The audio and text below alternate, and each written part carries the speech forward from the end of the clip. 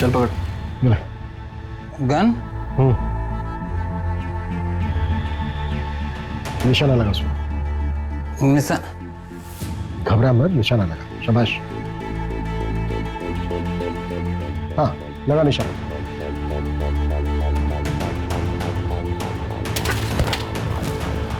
इसको तुरंत हॉस्पिटल लेके जाओ और इसका अल्कोहल कंटेंट चेक करो। क्विक। चलो। मान लेते हैं ये है मिस्टर एक्स। मिस्टर एक्स के राइट हैंड में गन थी। मिस्टर एक्स ने प्रदीप को शूट किया। प्रदीप के राइट हैंड में गन थी। प्रदीप ने रवि को शूट किया। रवि के हाथ में भी गन थी, लेकिन रवि की गन तो चली नहीं। तो फिर मिस्टर एक्स को गोली लगी कैसे? देखो, इन तीनों के ब्लड में 250 ml से ज्यादा अल्कोहल कंटेंट था। बिल्लू भी हैवी ड्रिंक करता है, जैसा कि हमने देखा कि बिल्लू ठीक से खड़ा भी नहीं हो पा रहा। निशाना लगाना तो दूर की बात। सर, तो फिर ये मिस्टर एक्स और प्रदीप का निशाना इतना सटीक कैसे लगा? दोनों में से किसी का भी निशाना नहीं चुका। इसका मतलब ये पूरा क्राइम सीन सेटअप था। एग्जैक्टली, हमें गुमराह करने के लिए। ये कोई मास सुसाइड नहीं, बल्कि मास मर्डर था। इसका मतलब साफ है कि यहाँ पे इन तीनों के अलावा भी कोई चौथा था, और ये चौथा है हमारा असली मर्डर। ये ले तेरे पैसे और अपना मुंह बंद रखना। और हाँ, याद है मुझे मेरी डील। शहर छोड़ के चली जाऊंगी मैं। तेरे लिए यही अच्छा होगा। और गलती से भी समीर की कंप्लेंट पुलिस में नहीं करोगी। बोला ना, नहीं करूंगी।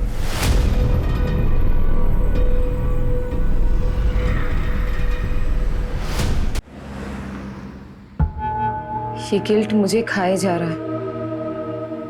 क्यों किया मैंने ऐसा? क्या हो गया था मुझे? ये भी तो एक क्राइम है ना। सब कुछ इतनी जल्दी में हो गया कि मुझे कुछ समझ में ही नहीं आया। और अब ये समझ नहीं पा रही हूं कि ये गिल्ट खत्म कैसे होगा। गिल्ट होना अच्छी बात है, और अच्छा है कि तुम्हें गलती का एहसास है। बट टू बी फ्रैंक, मैं तुम्हारी मदद तभी कर पाऊंगा जब तुम मुझे खुल के बता पाओगी कि तुम्हारी गलती क्या है। मुझे लेट हो रहा है, मैं चलती हूँ।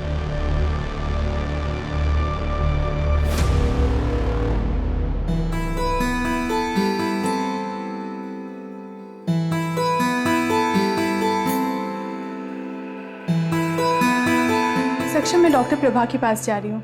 मम्मी की रिपोर्ट्स दिखाने हैं, सेकेंड ओपिनियन ले रही हूँ। अबे तो काजल, मैं चलता हूँ ना साथ में। नहीं नहीं, मैं चली जाऊंगी। आज तुम्हारी छुट्टी है ना, तुम रेस्ट करो। ओके, ठीक है, बाय। अनिल, ये तीनों पोस्टर्स ओके हैं। एक काम करो, इनकी आज ही प्रिंट निकलवाओ, ठीक है? और 20-20 फीट की होर्डिंग्स पूरे पुणे में लगनी चाहिए। अंडरस्टूड? नमस्कार रति मैडम। अरे गावड़े जी, आप कुछ काम था आपको? नहीं, काम तो नहीं था। योगेश हमारे छोटे भाई की तरह था, तो मैं सोचा कि खुद आकर के आपको प्यार से समझाऊं। तो एक कॉल ही कर लेते ना। इस उम्र में इतनी तकलीफ क्यों दे रहे हैं खुद को? आप अकेली औरत मैडम, कैसे करोगी ये सब? धूप में घूम घूम कर मुरझा जाइएगा। अरे, आपके त्वचा देखकर लगता है कि आपको पार्लर जाना चाहिए, स्पा कराना चाहिए। क्या ये सब इलेक्शन और वोट के चक्कर में आप पड़े? आप एक अकेली औरत से डर रहे हैं क्या? अरे डरे नहीं मैडम जी, हम चाहते हैं कि आप हमारे पार्टी ज्वाइन कर लें। पैसे वैसे की कभी कोई कमी नहीं होने दी, बस कभी कभार खुश कर दीजिएगा। दोबारा अगर यहाँ दिखे ना तो पुलिस में कंप्लेंट कर दूंगी तुम्हें। Get out!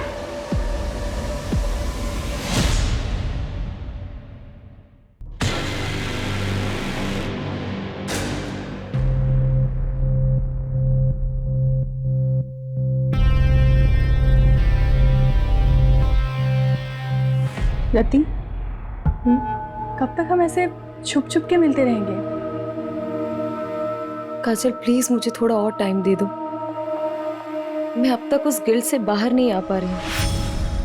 कब तक तुम उस गिल्ट में रहोगी? तुम उस गिल्ट से इसलिए नहीं निकल पा रही हो क्योंकि तुम निकलना नहीं चाहती। और मुझे तो ऐसा लगता है कि तुम मेरे लिए सीरियस नहीं हो। नहीं काजल, ऐसी कोई बात नहीं है। मैं तुमसे बहुत प्यार करती हूँ। I love you so much. I love. तुम डिसाइड कर लो, तुम्हें मैं चाहिए या फिर तुम्हारे ये गिल्ट। तुम्हारे पास 1 हफ्ते का समय है। मैं कानपुर जा रही हूँ, मेरी माँ का ऑपरेशन है। काजल, तारा जल्दी करो, लेट हो रहा है। आ रही हूँ, एक मिनट आ रही हूँ। ये लीजिए। क्या ये कैसे काम वाली जैसे कपड़े पहनती हो? थोड़ा तो मेंटेन रखा करो अपने आप को। कौन कहेगा डॉक्टर की बीवी, इसलिए बाहर लेके नहीं जाता कहीं। वो आपको लेट हो रहा था ना, इसलिए ऐसे ही उठ के आपके लिए नाश्ता बहाने तो हजारों हैं तुम्हारे पास। जाओ चाय लेके। माँ मेरे लिए भी नाश्ता दे देना। 10:30 बज गए, अब तेरी आँख खुल रही है। देखो अपने साहब जा देखो, बोर्ड के एग्जाम है इसके और नींद पूरी नहीं होती इसकी। पापा बस करो ना। 98% मार्क्स नहीं आए ना तेरे, तब बताऊंगा तुझे। क्या करूंगा 98% लाके? मुझे डॉक्टरी नहीं करनी है, MBBS नहीं करूंगा, आर्ट्स करूंगा, आर्ट्स। ऐसे ना फोर्स नहीं कर सकते हो मुझे। मेरी लाइफ पे ना कंट्रोल करना बंद करो। कर सकता हूं, बापू तेरा। कौन देगा तेरे आर्ट्स के पैसे? याद रखना, मेडिकल की पढ़ाई नहीं की ना तो इस घर से एक पैसा नहीं मिलने वाला तुझे। ये बाप नहीं होता ना, इधर ही लाफा खाता। समीर क्या बोल रहा है?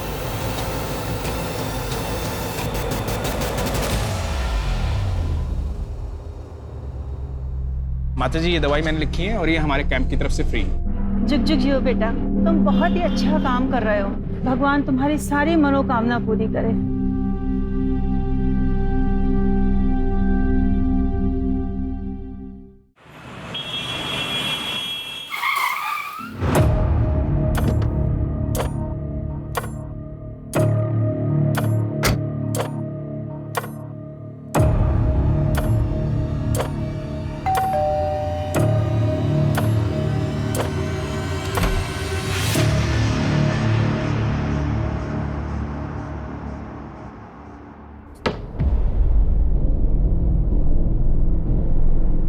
आप बैठो, मैं कॉफी लेके आती हूँ।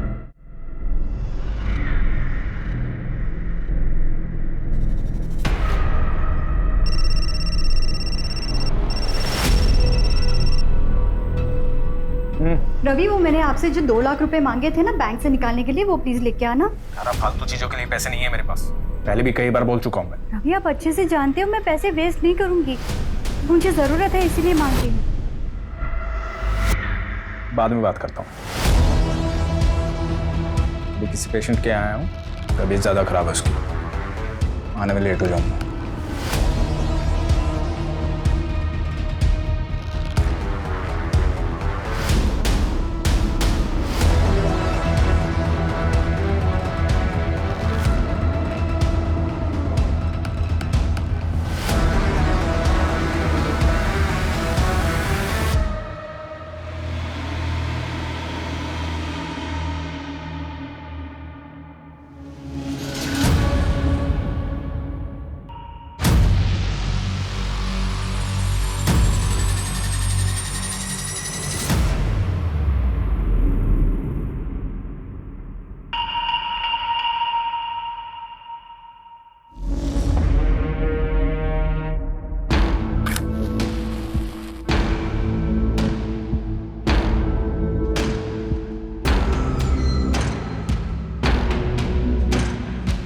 अरे वाह, महंगी वाली, क्या बात है।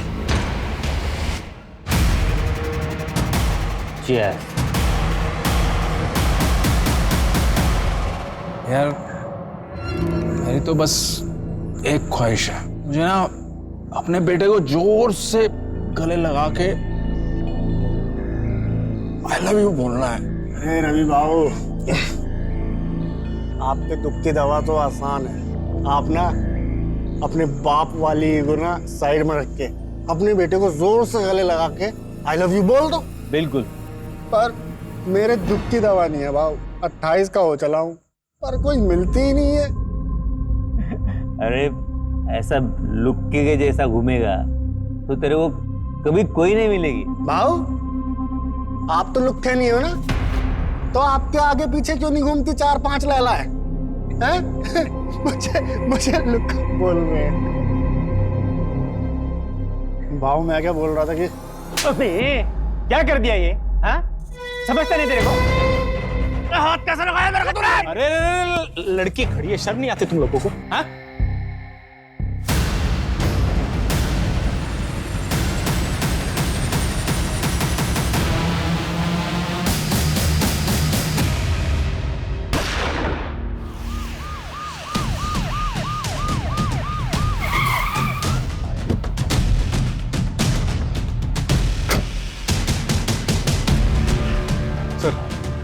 बड़ा ही अजीब क्राइम सीन है, देखिए।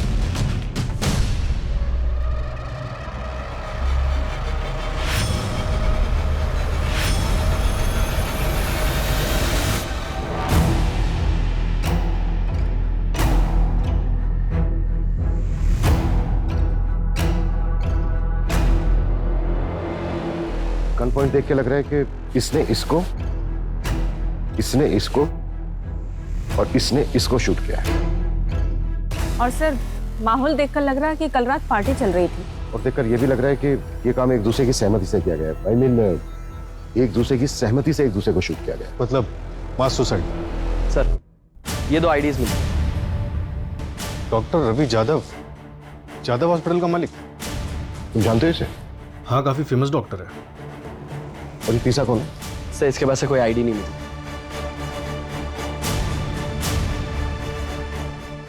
मंजू,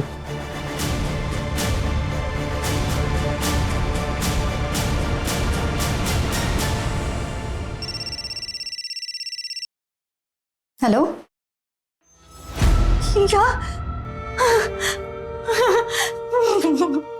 माँ क्या हुआ? समय पापा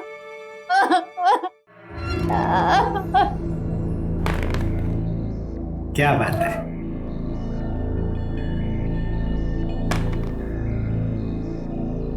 पापा आपका 1 आया था, आपने 3 क्यों चलाया? मैंने चीटिंग नहीं किया। नहीं पापा आप चीटिंग कर रहे हो। चलो आई देखो ना पापा चीटिंग कर रहे हैं। क्या टिया, तू भी किसको बता रही है? ये तो खुद चीटर है।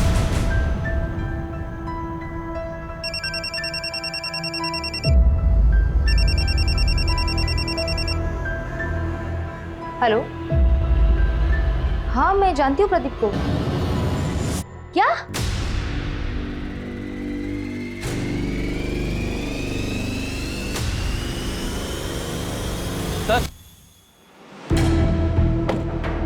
सर ये रवि की सीडीआर, इसमें एक नंबर मिला है जो आज सुबह से बंद आ रहा है। किसका नंबर है? सर जया कामली के नाम पर रजिस्टर्ड है। रेगुलर बातचीत होती थी? हाँ सर, दिन में 2-2 घंटे बात होती थी। सर तो कहीं ये डॉक्टर रवि का अफेयर तो नहीं चल रहा था?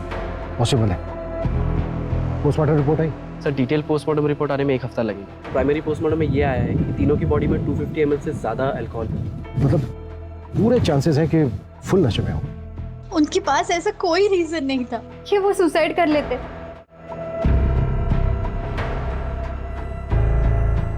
क्या आप लोग इन्हें जानते हैं? नहीं सर। नहीं। क्या इसको जानते हैं? नहीं जानते सर। जया कामली, शायद नाम सुना हो। नहीं जानते सर। श्योर? जी।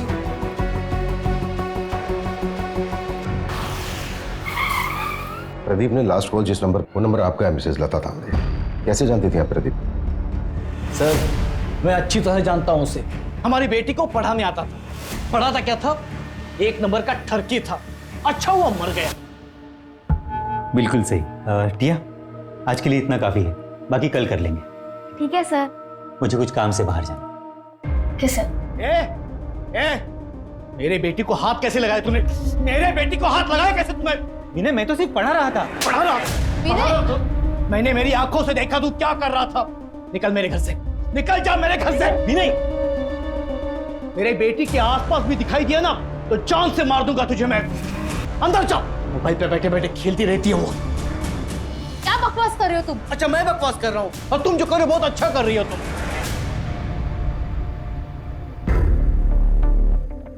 सॉरी सर, वो थोड़े गुस्से वाले हैं। मंजू, यस। इन दोनों को देखिए, कभी आपने प्रदीप के साथ देखा है इन दोनों को? जानती हैं आप इन्हें? नहीं, मैंने नहीं देखा। प्रदीप की फैमिली में से जानती है किसी को? क्योंकि हम उसके घर पे गए थे, घर पे ताला लगा हुआ था और नेबर से भी हमें कोई खास इन्फॉर्मेशन नहीं मिली। नहीं सर, उसने कभी कुछ बताया नहीं। शायद वो अकेला ही रहता था। अच्छा मिसेस तांबरे, क्या आप कोई ऐसा रीजन जानती हैं जिसकी वजह से प्रदीप सुसाइड कर सकता है? नहीं सर, मैं अच्छे से जानती हूँ उसको। प्रदीप सुसाइड कर ही नहीं सकता। अपना वादा याद है ना तुम्हें? भूली तो नहीं? वरना मैं अभी भी पुलिस के पास जा सकती हूँ। नहीं, पुलिस के पास मत जाना। मैं रवि के अंतिम संस्कार में बिजी थी। मैं तुम्हारा काम कर देती हूँ। जल्दी करो, मैं और दिन ज्यादा वेट नहीं कर सकती हूँ। हाँ ठीक है।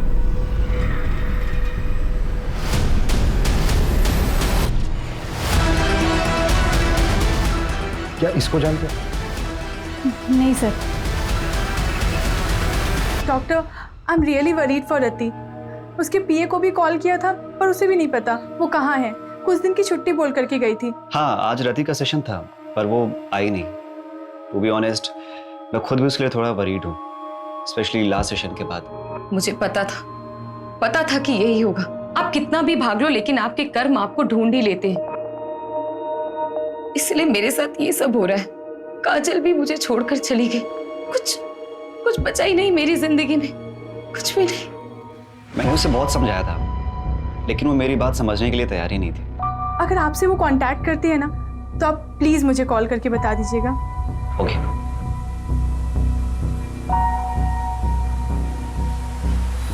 सर, डॉक्टर रवि ने पाषाण में 3 करोड़ का घर। जी। नॉमिनी कौन है? बेटा नॉमिनी, फ्लैट बीवी के नाम पे बुक किया। हाँ लेकिन सर, गन की बैलिस्टिक रिपोर्ट आ गई, ये देखिए। थोड़ी सी शॉकिंग है, रवि के पास जो गन थी उससे एक भी बुलेट नहीं निकली।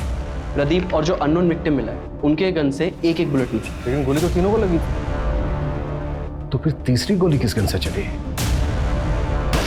सर, अननोन विक्टिम के हेड में जो गोली मिली उसकी बैलिस्टिक रिपोर्ट बन रही है। 2 दिन में गन का पता चल जाएगा। इसका मतलब साफ है कि वहां पर कोई चौथा भी था। मुझे शुरू से ही लगा कि वहां पर एक औरत भी थी जिसकी चूड़ी मिली थी हमें, और वो औरत वो यही हो सकती है। इंस्पेक्टर बिल्लू सिंह रिपोर्टिंग साहब। ए शामराव, लेकर जाओ इसको। हर हफ्ते का नाटक है।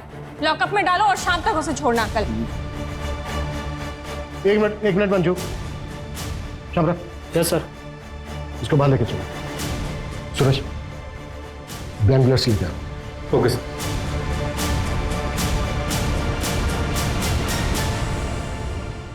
चल पकड़। गन? निशाना लगा उसमें। घबरा मत, निशाना लगा। शाबाश। हाँ, लगा निशाना।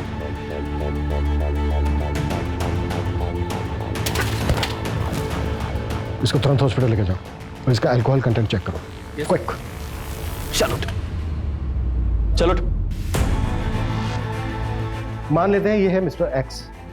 मिस्टर एक्स के राइट हैंड में गन थी। मिस्टर एक्स ने प्रदीप को शूट किया। प्रदीप के राइट हैंड में गन थी। प्रदीप ने रवि को शूट किया। रवि के हाथ में भी गन थी, लेकिन रवि की गन तो चली नहीं। तो फिर मिस्टर एक्स को गोली लगी कैसे?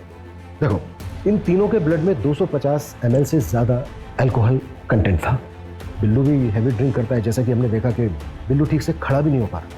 निशाना लगाना तो दूर की बात। सर, तो फिर ये मिस्टर एक्स और प्रदीप का निशाना इतना सटीक कैसे लगा? दोनों में से किसी का भी निशाना नहीं चुका। इसका मतलब ये पूरा क्राइम सीन सेटअप था। एग्जैक्टली, हमें गुमराह करने के लिए। ये कोई मास सुसाइड नहीं बल्कि मास मर्डर था। इसका मतलब साफ है कि यहाँ पे इन तीनों के अलावा भी कोई चौथा था, और ये चौथा है हमारा असली मर्डर। ये ले तेरे पैसे और अपना मुंह बंद रखना। और हाँ, याद है मुझे मेरी डील। शहर छोड़ के चली जाऊंगी मैं। तेरे लिए यही अच्छा होगा। और गलती से भी समीर की कंप्लेंट पुलिस में नहीं करोगी। बोला ना, नहीं करूंगी।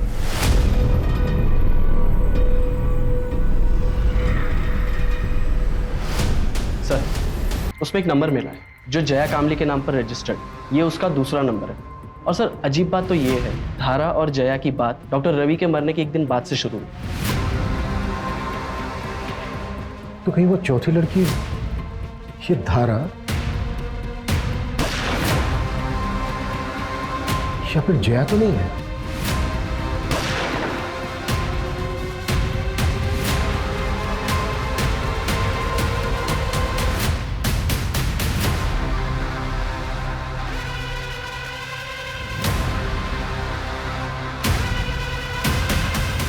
जी, मैं जानती थी जया को। उसका रवि के पास इलाज चल रहा था। उसने रवि की मौत के बाद सांत्वना देने के लिए फोन किया था। जी।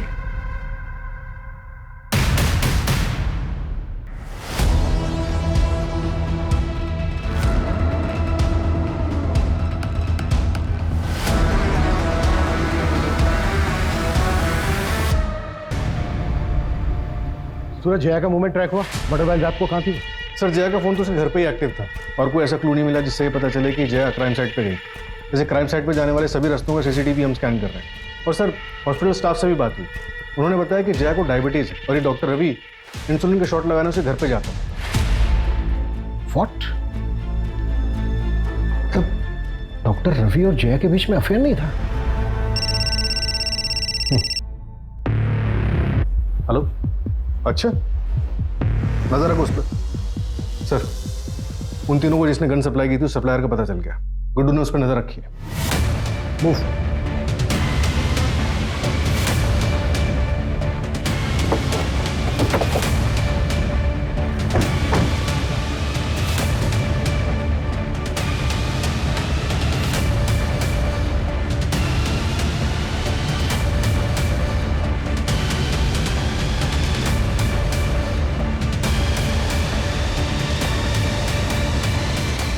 हो गया ना आज का कोटा पूरा? इन तीनों को गन तूने ही सप्लाई की थी, इसको जानता है तू?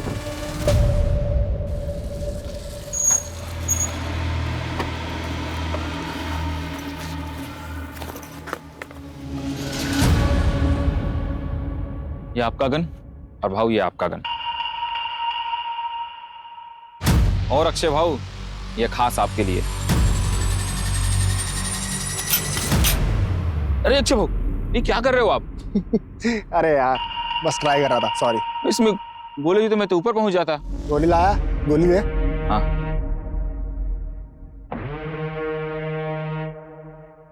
और चौथी वाली कहाँ है? चौथी गन है ये। वैसे भाऊ आप लोग करने क्या वाले हो? मतलब बस पूछ रहा था मैं, अपन को क्या?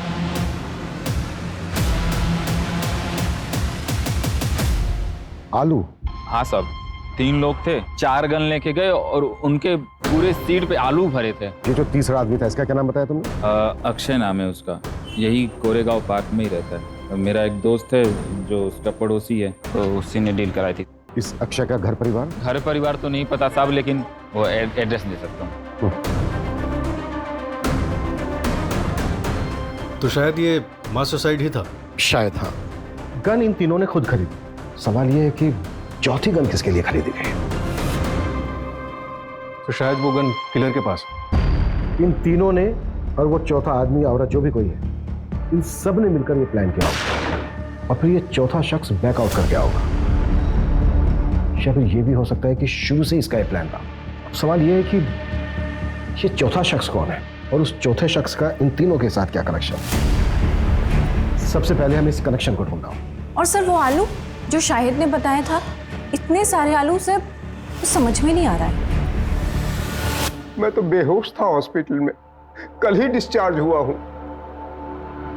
मुझे तो पता ही नहीं था कि अक्षय इस दुनिया में नहीं।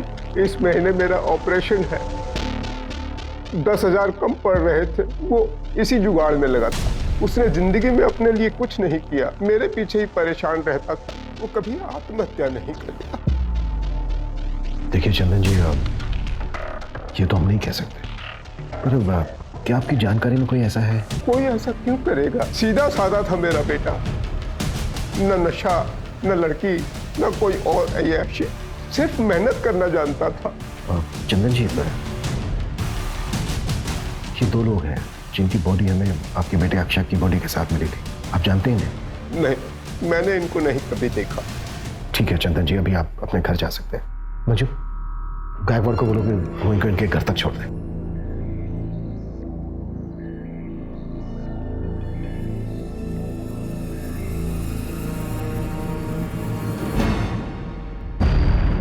सर अक्षय की मौत जिस बुलेट से हुई है वो मैच हो गई।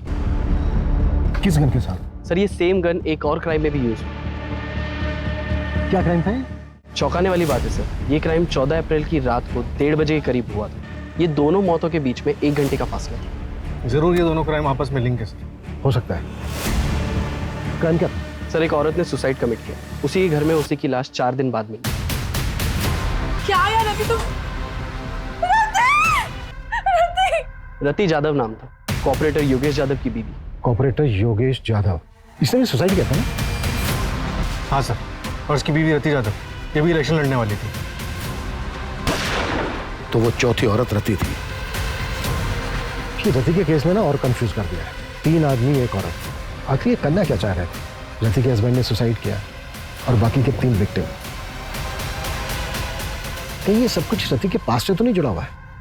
फिलहाल हमारे लिए यही जानना जरूरी है कि इन चारों का आपस में लिंक क्या था। क्या ये चारों एक दूसरे को जानते थे? सर अफेयर का भी एंगल हो सकता है। पॉसिबल है, पर सवाल वही है कि किसके साथ? हो सकता है एक के साथ, हो सकता है तीनों के साथ, और यही झगड़ा जलन इन मर्डर्स की वजह बनी। पॉसिबल है। अच्छा, रति जाधव की बॉडी किसको मिली थी? सर रति यादव के साइकियाट्रिस्ट डॉक्टर नीरव।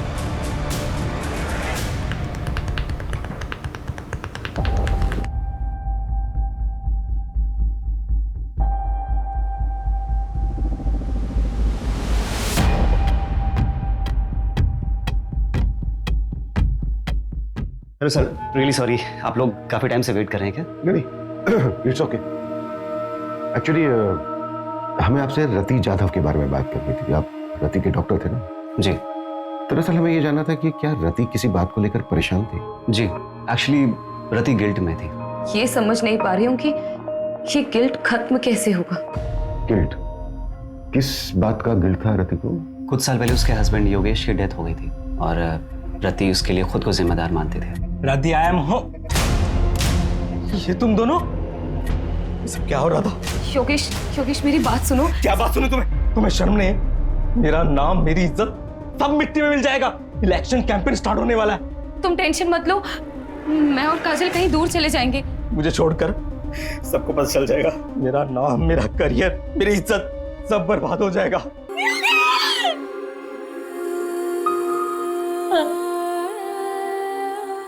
सर ये सब सच है। सर हमारे रिलेशन को कोई नहीं समझता। फैमिली और सोसाइटी के प्रेशर में हम दोनों ने शादी तो कर ली, लेकिन हम अपने अपने हस्बैंड के साथ खुश नहीं थे। हमने भागने का प्लान बनाया था, लेकिन सर रति योगेश के सुसाइड से उभर ही नहीं पा रही थी। सर वो अब्रॉड जाने के लिए तैयार तो हो गई थी, लेकिन उसको वो गिल्ट खाया जा रहा था। अब्रॉड जाने के लिए? और वो इलेक्शंस? सब वो ये सब कभी नहीं करना चाहती थी। वो तो योगेश के शुरू किए हुए प्रोजेक्ट्स को कंप्लीट करना चाहती थी। उसके बाद ईयर एंड में हमारा कनाडा जाने का प्लान था। अब कनाडा सेटल होने का प्लान था। वहाँ की एक यूनिवर्सिटी में मैंने पीएचडी का फॉर्म भी फिलअप कर दिया था। सब कुछ ठीक चल रहा था, सब कुछ। लेकिन उस दिन हमारे बीच झगड़ा हो गया। कब तक तुम इस गिल्ट में रहोगी? और मुझे तो ऐसा लगता है कि तुम मेरे लिए सीरियस नहीं हो। नहीं काजल, ऐसी कोई बात नहीं है। I love you so much, I love. और मैं कानपुर चली गई। सब मेरी गलती है सर। ठीक है।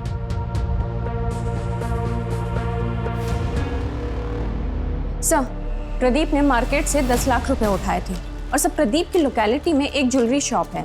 उसने वहां से 20 लाख के गहने ऑर्डर किए थे और सर उसने दुकानदार से कहा था कि वो अपनी बेटी के फ्यूचर के लिए इन्वेस्टमेंट करना चाहता है। कहाँ है उसकी बेटी? सर मैंने पता किया है, 13 साल पहले प्रदीप को एक बेटी पैदा हुई थी, लेकिन सर बच्चे को जन्म देते समय उसकी वाइफ की मौत हो गई थी। और सर उस नर्सिंग होम के रिकॉर्ड्स पता करते हुए हमें एक जाना पहचाना नाम मिला है, जिसने उस वक्त उसी नर्सिंग होम में एक मरे हुए बच्चे को जन्म दिया था। कौन?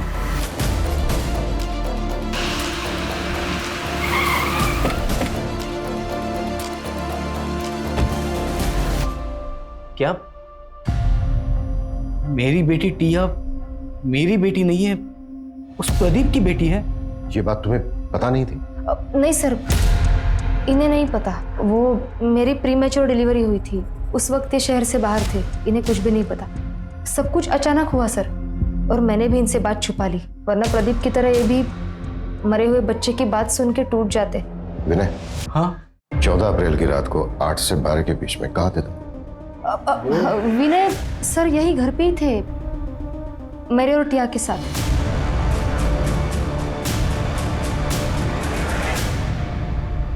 सर रति के बैंक रिकॉर्ड्स चेक करके पता चला है कि कनाडा की एक यूनिवर्सिटी में उसे 30 लाख रुपए की फीस भरी और अगले महीने उसे 70 लाख रुपए और भरने थे। प्रदीप ने 20 लाख रुपए के गहने ऑर्डर किए और डॉक्टर रवि ने 3 करोड़ का फ्लैट बुक किया। ये लोग इतने बड़े इन्वेस्टमेंट कर रहे थे, जबकि इनके अकाउंट में पेमेंट करने के लिए पैसे नहीं थे। ये भी तो हो सकता है कि पैसा कहीं से आने वाला हो इनके पास।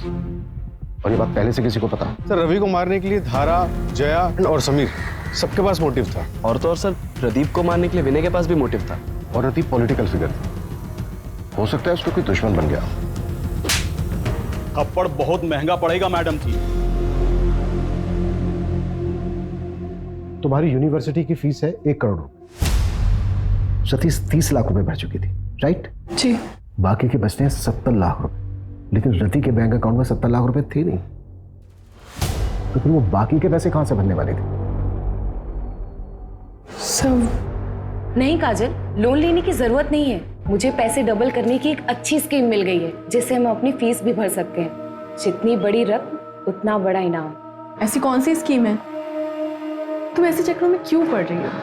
काजल, ऐसा कुछ भी नहीं है। मैंने सब क्रॉस चेक किया है, सब जेन्युइन है। Don't worry. तुम ट्रस्ट करती हो ना मुझ पे? पैसे दुगने करने वाली स्कीम? एक मिनट, तुम इसके बारे में और क्या क्या जानती हो? रति ने मुझे बस इतना ही बताया था। बेटा मैंने मम्मी को मैसेज कर दिया है, अब मम्मी से ले लो पैसे। ओके ओके बेटा। सर मैंने पता किया, मर्डर से 1 हफ्ते पहले रवि ने 1 करोड़ रुपए का लोन लिया था मार्केट से, और उसी तरह प्रदीप ने 50 लाख, रति ने 50 लाख और अक्षय ने अपने दोस्त से 5,000 रुपए उधार लिए थे। और ये पैसा हमें किसी के भी घर से या फिर किसी की भी डेड बॉडी के पास से नहीं मिला। तो इसका मतलब सर इसका मतलब साफ है, हम चौथे आदमी को ढूंढ रहे थे, लेकिन बाजी किसी 5वें आदमी ने मारी, और इस खेल का मास्टरमाइंड वो 5वां ही आदमी है। हाँ मंजू। सर आपने मुझे जैसा बोला था एक बार क्राइम सीन चेक करने के लिए। आप क्राइम साइट पे फौरन आ जाइए, हमें यहाँ कुछ मिला है।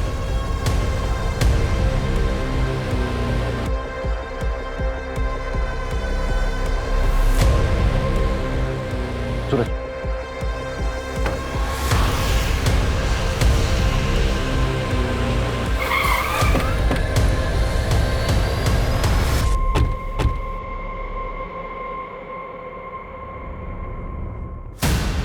सर ये देखिए क्या मिला।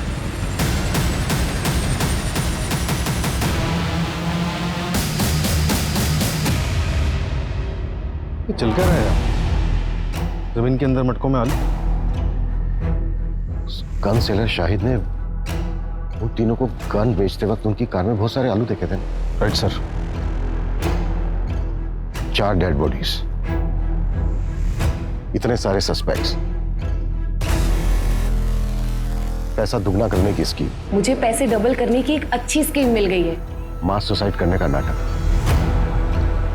और ये जमीन के अंदर इतने सारे मटकों में दबे हुए आलू। सूरज, हमें उस 5वें आदमी को जल्द से जल्द ढूंढना होगा, लेकिन फिर वही सवाल कि वो 5वां आदमी है कौन और कहां है? सर जैसे आपने बोला था, मैंने वो लाइन जितनी बड़ी रकम उतना बड़ा इनाम, उसके बारे में ऑनलाइन सर्च किया तो 10 साल पुराना एक केस गोरखपुर का मिला है। ये रही उसकी फाइल।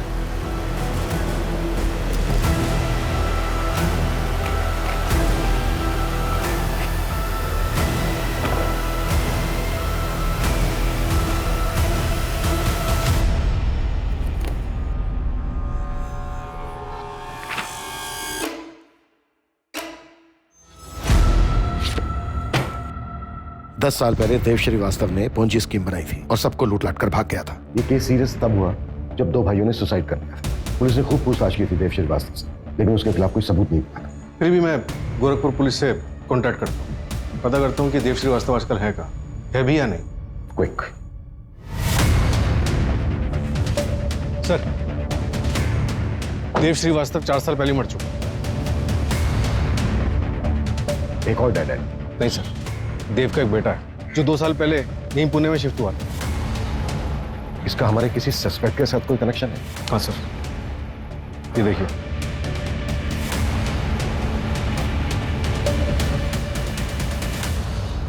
मेरे पास पैसे डबल करने की स्कीम है। ऐसा होता है क्या? आदमी भरोसे गए? हाँ, मैं उसे अच्छे से जानती हूँ, लेकिन एक आदमी और चाहिए विधि के लिए। वो तो मैं ले आऊंगा। अरे पर पैसे लेके भाग गया तो? अरे नहीं यार, रति ने मुझे बोला है पहले वो डेमो देगा। क्या डेमो के लिए पैसे देने होंगे? अरे नहीं नहीं, डेमो के लिए पैसे नहीं, कुछ और लगेगा।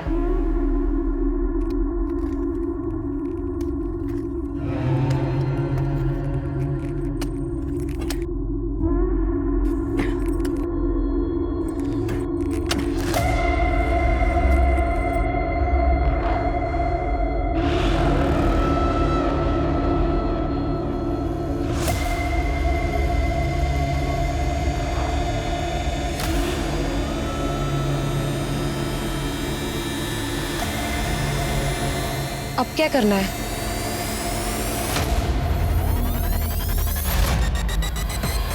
तुम चारों का कार्य समाप्त हुआ और मेरा कार्य आरंभ। इसके लिए तो तुम्हारे पास एक ही रास्ता है। तुम तुम्हारी पार्टनर काजल के साथ अब्रॉड चले जाओ। लेकिन डॉक्टर, मेरे पास इतने पैसे नहीं हैं। इसके लिए मेरे पास एक रास्ता है, सीक्रेट है। मैं पैसे डबल कर सकता हूँ। क्या? कैसे? एक तरीका है, अब साइंटिफिक नहीं है, और इस विधि को पूरा करने के लिए तुम्हें 4 लोगों को इकट्ठा करना होगा जो कि पैसा डबल करने की चाह रखते हो। लेकिन डॉक्टर, ये सब होगा कैसे? पहले तुम 4 लोगों को आइडेंटिफाई कर लो, उसके बाद मैं तुम्हें डेमो भी दे दूंगा। उसके बाद अगर तुम चारों को मुझ पे भरोसा होता है तब पैसे लेकर आना।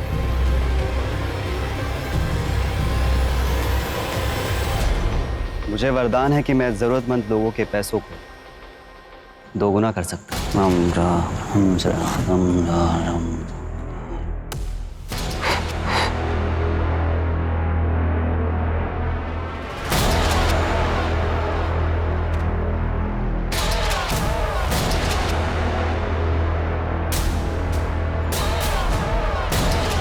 यहाँ आओ, यहाँ खोदो।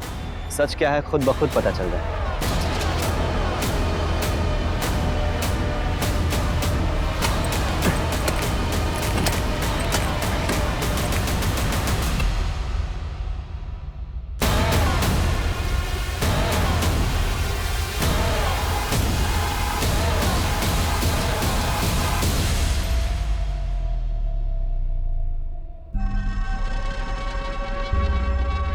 बाबा, आपने तो चमत्कार कर दिया। हम पैसे भी लाए, उन्हें भी आज 2 गुना कर दो।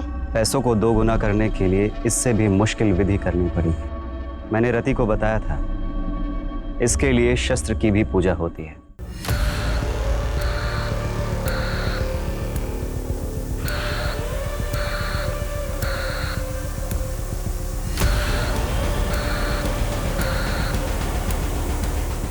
अब मुझे इस कार्य को पूरा करने के लिए समय लगे और एकांत भी। उसके पहले आप लोग आपके मोबाइल फोन्स स्विच ऑफ करके इस बैग में डाल दीजिए। अब आप लोग शुभ घड़ी की प्रतीक्षा कीजिए।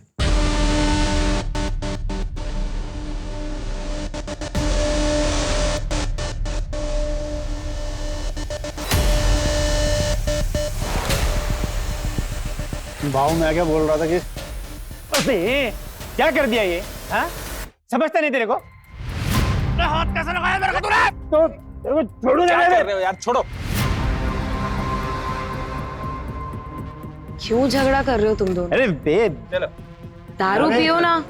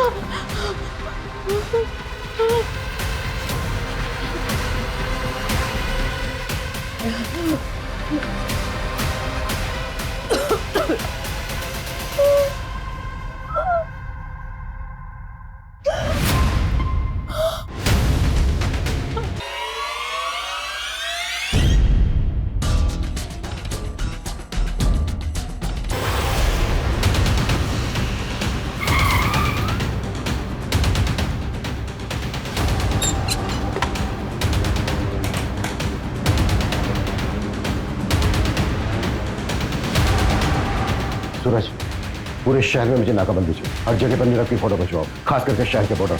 क्विक।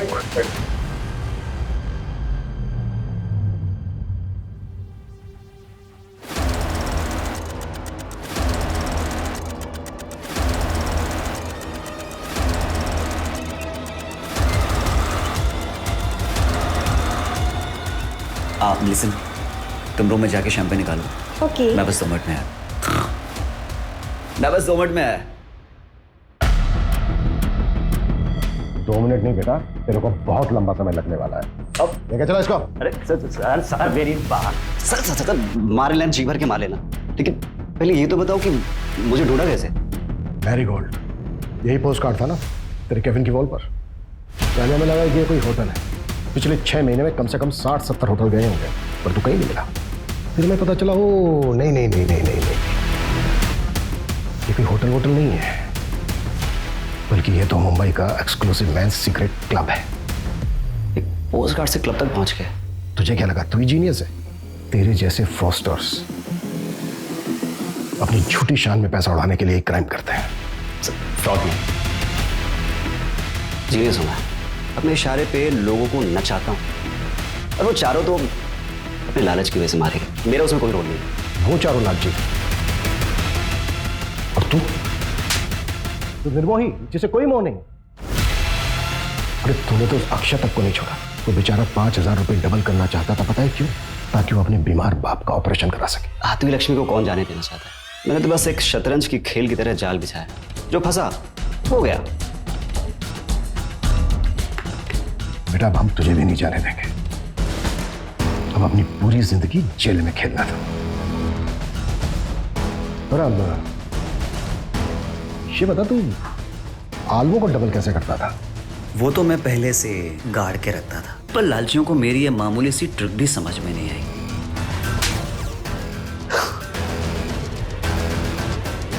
नीरव को कोर्ट ने आईपीसी की धारा 302 एंटी सुपरस्टिशन और ब्लैक मैजिक के तहत दोषी पाया और 14 साल की सजा सुनाई। लालच एक ऐसी बला है जिसमें आदमी सब कुछ भूल जाता है, अपनी सुध बुध कमा बैठता। तीनों पढ़े लिखे लोग अच्छी सोसाइटी से थे, चाहते तो मेहनत करके खूब पैसा कमा सकते थे, पर नहीं, सब कुछ भूल भाल कर जल्दी जल्दी पैसा कमाने के चक्कर में अंधविश्वास में फंस गए। फिर मुलाकात होती है एक और केस के साथ। जय हिंद।